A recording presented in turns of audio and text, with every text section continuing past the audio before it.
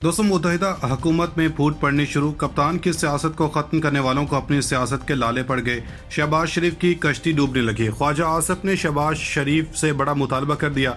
मुस्लिम league नून में बगावत फूटने लगी। कप्तान से वज़ीर-ए-आज़म की कुर्सी छीन कर भी शहबाज शरीफ हाथ मलने पर मजबूर। कप्तान को सियासी अनाड़ी समझने वालों के हाथ पांव फूलने लगे। मुस्लिम लीग नून का अहम रुकन कप्तान की जुबान बोलने लगा। कप्तान पर बिजलियां गिराने वाले भी परेशान। कप्तान हार कर भी जीत गया। कप्तान की हुकूमत का तख्ता उलटने वालों की शामत आ गई। हनीमून परेड स्टार्ट होने से पहले ही नई हुकूमत के लिए खतरे की घंटी बज गई। कप्तान की दौड़ें लगवाने के ख्वाब देखने वालों की अपनी दौड़ें लग गईं।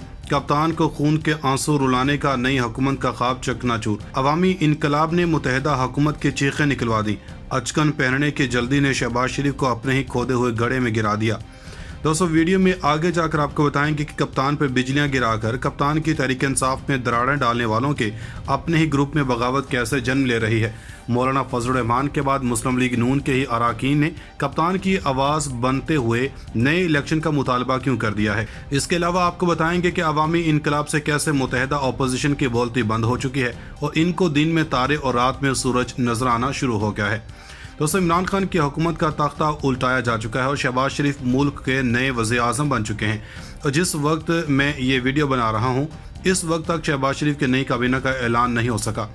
जहां नई काबीना की तश्कील में शहबाज शरीफ को बड़ी मुश्किल का सामना करना पड़ रहा है, वहीं पर इनके इत्तेहादी इनसे अब आहिस्ता आहिस्ता दूर होते जा रहे हैं। वो फजल रहमान जो PDM के सरबराह बने हुए थे, इनके साथ जहां सियासी पंडितों के मुताबिक बड़ा हाथ हुआ, वहीं पर अब मुस्लिम लीग नून के अंदर भी खामोशी से बगावत की खबरें सामने आना शुरू हो गई हैं। एक तरफ अवामी इनकलाब की वजह से मुत्तहिदा हुकूमत में थरथली मची हुई है और इस नई हुकूमत की कांपें टांगना शुरू हो चुकी हैं, क्योंकि नई हुकूमत और ख़ास तौर पर मुस्लिम लीग नून को अंदाज़ा हो गया है कि वो इस नए माहौल में नई हुकूमत कर सकते हैं और ना ही वो इत्तेहादियों के साथ मिलकर चल सकते हैं, क्योंकि कुछ माह बाद तो वैसे ही मुस्लिम लीग को ना चाहते हुए भी नए इलेक्शंस की जानब जाना है और इन्हें इसी पीपल्स पार्टी और फजल रहमान के मद्दे मुकाबल ही इलेक्शन लड़ना है।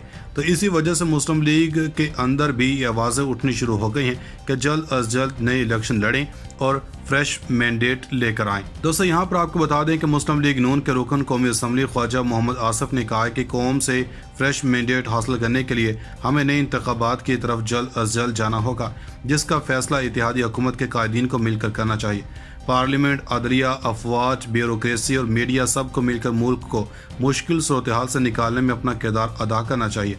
हमें बाहर से कोई ख़तरा नहीं, हमें अंदर से ख़तरा है।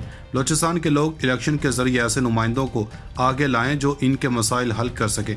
हमें नाराज़ बलोचों को सीने से लगाना होगा और इनकी नाराज़गी की वजूहात जानना होंगी। ख्वाजा आसिफ ने सदारती खिताब पर बहस में हिस्सा लेते हुए कहा कि इमरान खान की 4 साल हुकूमत का दारो मदार झूठ पर था। गैर मुल्की तहाइफ बेचने वाला खुद को सादक और अमीन कहता है। इसराइल और भारत से इन्हें फॉरेन फंडिंग हुई। इन्होंने कहा कि सारी सियासी क़यादत को चाहिए कि इस सूरत-ए-हाल का इदराक करे। सीनियर सहाफ़ी हामिद मीर के घर पर PTI वालों ने हमला किया। अगर सच बोलने वालों की आवाज़ बंद की गई तो ये मुल्क के लिए नुकसानदा होगा। कप्तान पिच पर लेट गया है। इमरान खान ने जलसों का एक नया सिलसिला शुरू करने का ऐलान किया है। ये इनका हक है। इत्तेहादी हुकूमत के कायदीन को ये फैसला करना चाहिए कि हमें जल्द अज जल्द इंतखाबात की तरफ जाना चाहिए। मुल्क को सिविल वार की तरफ धकेला जा रहा है। मुल्क दिवालिया होने के करीब है। लोग 2 वक्त की रोटी को तरस रहे हैं, जबकि कहा जा रहा है कि ये इम्पोर्टेड हुकूमत है। सदारती खिताब पर बहस समेटी जाए ताकि ये ऐवान नॉर्मल बिजनेस की तरफ आ सके। इन्होंने कहा कि अफगानिस्तान की सूरत-ए-हाल और बलूचिस्तान के मामलात 30-40 सालों से हमारे सामने हैं। हमें बलूचिस्तान के मसाइल और वहाँ चलने वाली तहारीक की वजूहात तलाश करना होगी। इस रस्ते हुए नासूर का इलाज ये ईवान तलाश करके इनके ज़ख्मों पर मरहम रखे। बलूचिस्तान असम्बली तवील अरसा से अपना किरदार अदा नहीं कर रही। वो हमारे अपने लोग हैं, हमें इन्हें सीने से लगाना चाहिए। हमें इनके गिले शिकवे और महरूमियाँ दूर करना होगी। ख्वाजा आसिफ ने कहा कि इन तमाम मसाइल के हल के लिए हमें इस ऐवान का इस्तेमाल करना चाहिए। पसमानदा इलाकों की पसमानदगी दूर की जाए।